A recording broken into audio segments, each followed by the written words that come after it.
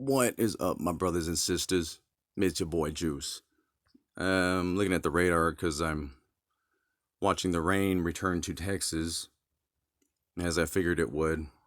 You know, it rained pretty good the other night. I recorded some of the lightning and the rain coming in, and I was telling people it's gonna rain pretty good because more oftentimes than not, it looks like it's going to rain and then it never does. It for some reason either goes around us, goes by us, right here where I'm at, pretty close to San Antonio, Texas.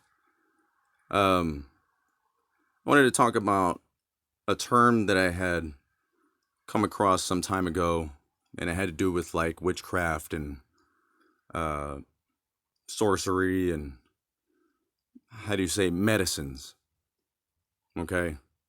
And when it comes to medicine and the pharmacy, I think by now we all know that for the most part, the medicines that doctors give us and the pharmacies give us are probably medicines we don't even really need. And what I mean by that is sometimes it makes our problem worse, or the term I want to use is called shifting. Okay? It's a term in like witchcraft and black magic and, medicinal things. And what shifting is when you take a medicine for a problem that you have, you're not really taking care of the problem or curing it. You're shifting it. I guess one would call this side effects. So let's say your knee hurt. You take or you have a headache. You take some aspirin or Tylenol or whatever it may be, and you're using chemicals and a concoction that somebody has, a man or a woman, has whipped up and created as a chemical mixture or compound to take care of that problem. In a sense, that this is a type of sorcery. Okay, so let's take the headache for instance. When you take this medicine, not only are you taking care of that problem for the moment, but you're shifting it. And what shifting is you're shifting it somewhere else. Side effects. Now you have a dry mouth. Now you have a pooping problem. Now your stomach hurts, right? Or it damages your liver over time. Or it damages your kidneys. And I get it. You know, a lot of us need medicines for certain things. We have no choice. This is the way the world is now. There is a forgotten way and a forgotten time on how to take care of these things. And no matter which way you look at it, you're shifting the problem somewhere else. And it reminds me of that movie, Major Pain. I don't know if y'all remember that movie, but it's with one of the Wayans brothers. And in the beginning, he's like in combat, right? And he comes across this injured fellow soldier, and he's like been shot, right? And he's like, right? And he's like, let me see your hand. And he's like, okay. Well, then he like literally snaps his he snaps his finger in half, right? And now he's like, my finger, right? He's like, but I bet your other problem doesn't hurt no more, right? So what he has done is he has shifted that man's problem or his attention to now his appendage, his phalange, you know what I'm saying, his finger. And that's what shifting is.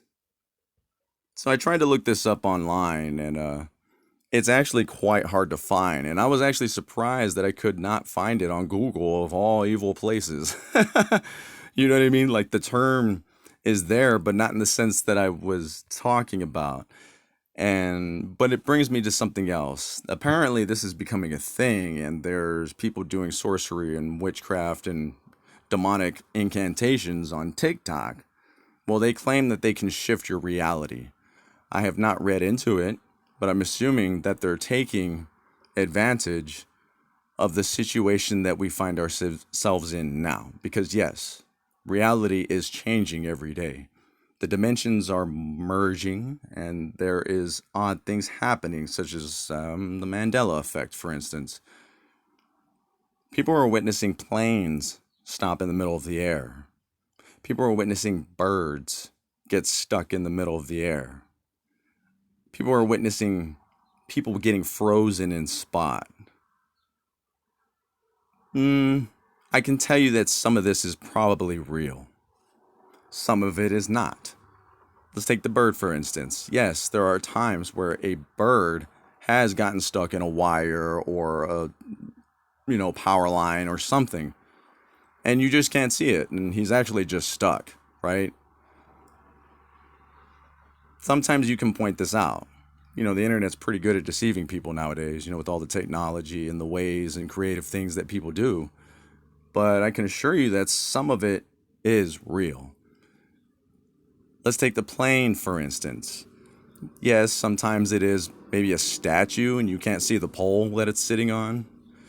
But sometimes I can tell you that it is real and it is happening. And I'm going to give you an example. When these people are on the highway driving by and that plane is stuck in the middle of the air, not going anywhere, it's stuck in like a time lapse per se. So to you, it is stuck. It is not moving. Why is it doing that? But to the people inside of that plane, time is still going as if time was still going. During this time, as those people who are recording this plane, it looks as if it was stuck. And in a sense, it is. But again, to the people who are on that plane, they've flown over that spot already. They're already probably to the next town. So if this makes some kind of sense out of no sense, that is what that is. But again, the term is called shifting. And when you take a medicine or you look for a way to solve a problem or pain that you're feeling or anything of that nature, I understand that since this is all lost and forgotten, that sometimes we have to go to the doctor. And I don't blame anybody, and I'm not saying anybody's guilty of anything. It's just the way it is, unfortunately. But again, if you go with the creator, sometimes it is a demonic thing that is actually happening to you. And, everyone has demons, even me. I'm not perfect in any kind of way, and I see myself as a vessel for the creator to use many times to give you knowledge and information. That doesn't make me perfect. That doesn't mean that I cannot be under demonic attack, because I was very much under demonic attack last night.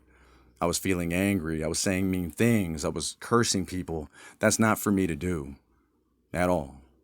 And I had to apologize and correct myself. And that is where we learn with experience and the way things are, is to be honest, to be loyal, to help yourself and other people understand, because it is not for us. And demonic attack can happen at any time, any moment. And most times we are unaware of it. We don't even know what's happening. We don't know why we get these thoughts. We don't know why we get these feelings. We don't know. And sometimes it's overwhelming that it takes control of us, such as anger, cursing people, cursing the world, stepping out of our boundary, for instance. Anybody can have the creator look over them, yes. But sometimes we gain gifts and powers, and it's not for us to overstep those gifts or powers that the creator has blessed us with. It's wrong. And it's us who needs to lead by example. Now, I'm not saying be friendly to everyone and go frolic in the grass and, la la la la la, because it's not like that. We're very much at war. And you have to be vigilant.